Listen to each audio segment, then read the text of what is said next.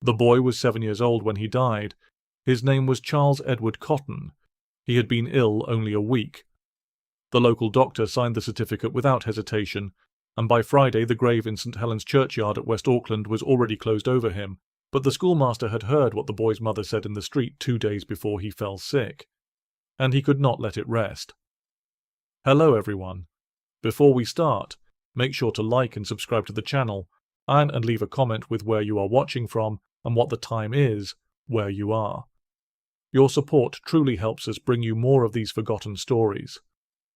Now, let us begin.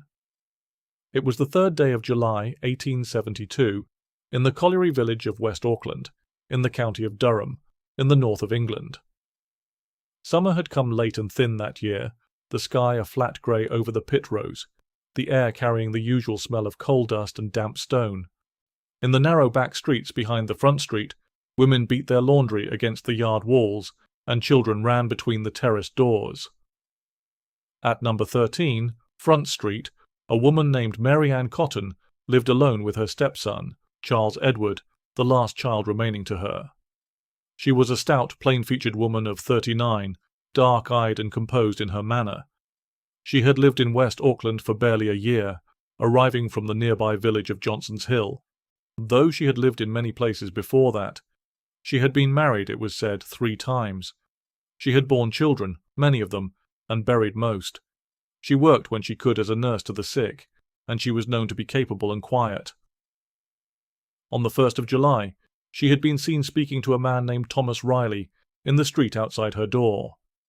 What she said to him that afternoon would begin the unravelling of everything. Thomas Riley was the assistant overseer of the West Auckland parish, a respectable man of methodical habits who kept records in a neat hand and was not given to excitement. On the morning of the 1st of July, 1872, he had called at number 13, Front Street, in the course of his duties. He had come to inquire whether Mary Ann Cotton might be willing to take in a smallpox case for nursing, as there was a need in the parish. She received him at the door. She told him she could not take in any patient, for she was not free. She had the boy Charles Edward to look after, her late husband Frederick Cotton's son by his first wife, and the child was, she said, a burden to her. She could not nurse for wages while the boy remained. Mr. Riley had heard such complaints before. He suggested, with the practicality of a parish officer, that the child might be sent to the workhouse. Mary Ann Cotton was quiet for a moment. Then she said, in a tone that Mr. Riley would later recall with particular clarity, that it would not do to send him there. She said the boy would not trouble her long. Mr. Riley walked away. He went about his duties that day and the next. He noted the remark, but did not act upon it. There was nothing in the ordinary course of things to act upon.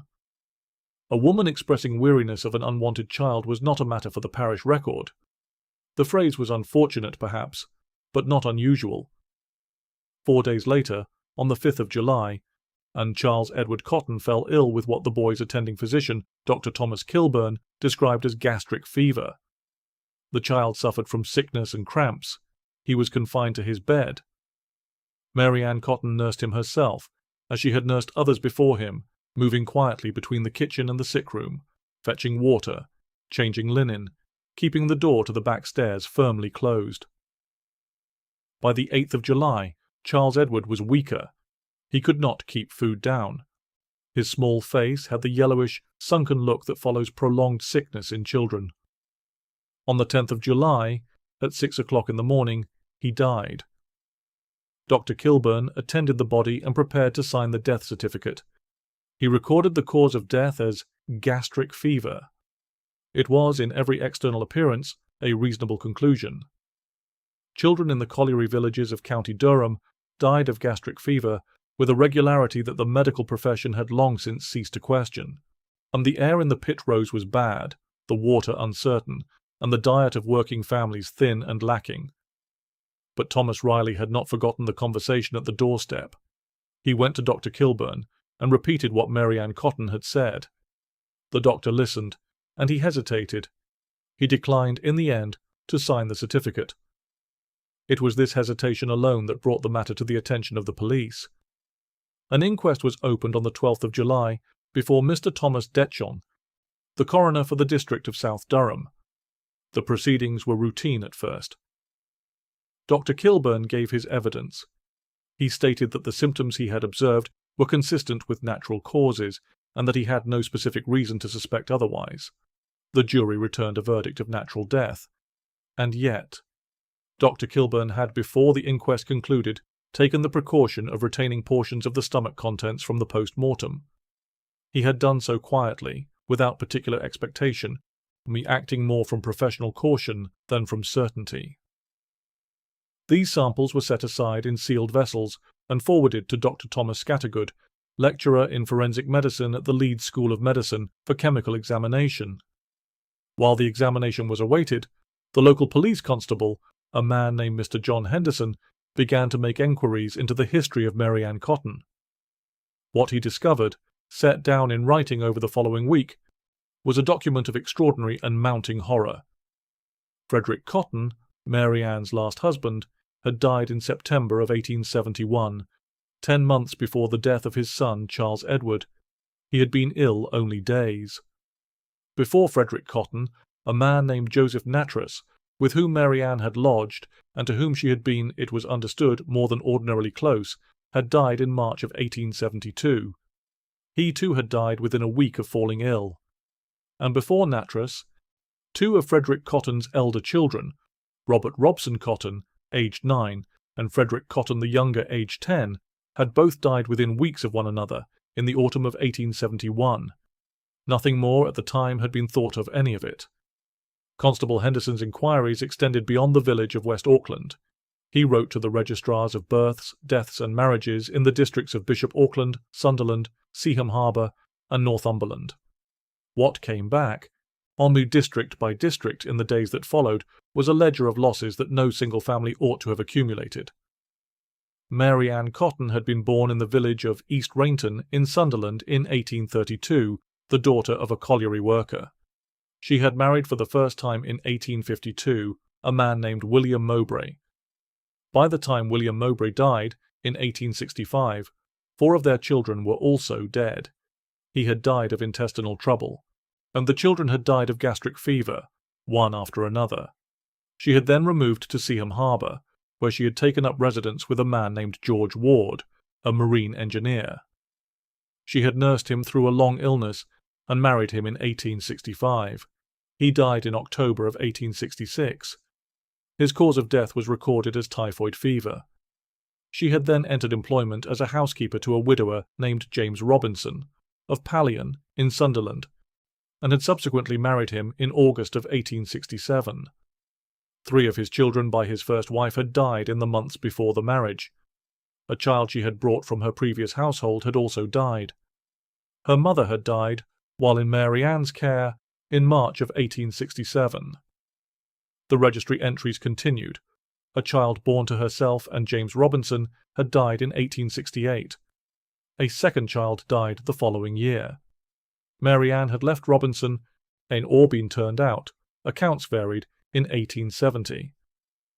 She had then removed first to Walbottle and then to Johnson's Hill near Bishop Auckland, where she had renewed her acquaintance with Frederick Cotton, who had known her in childhood.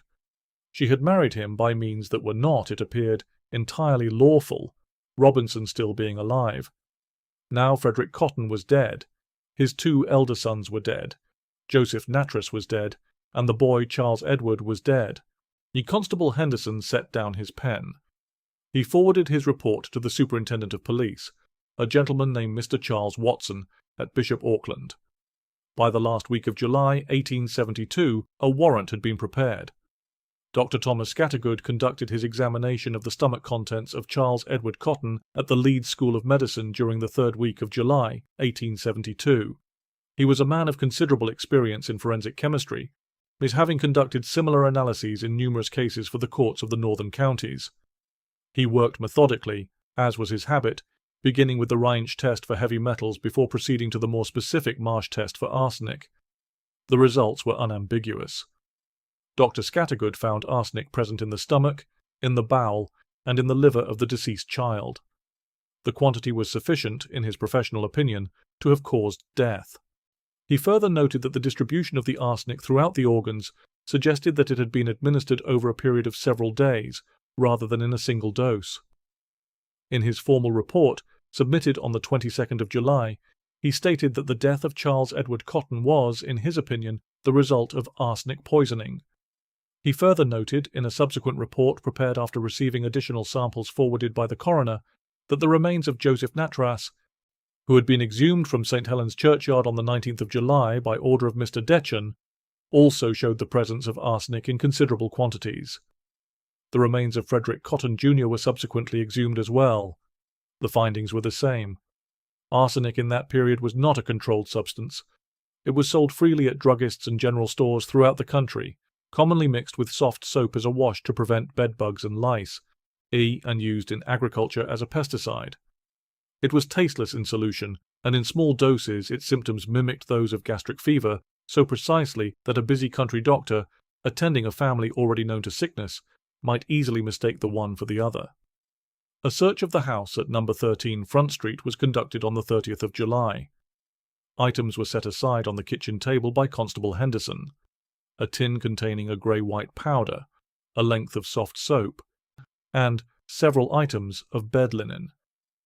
If you are finding this case as compelling as we are, please take a moment to like this video and subscribe to our channel. It truly helps us to continue researching and sharing these forgotten stories from history.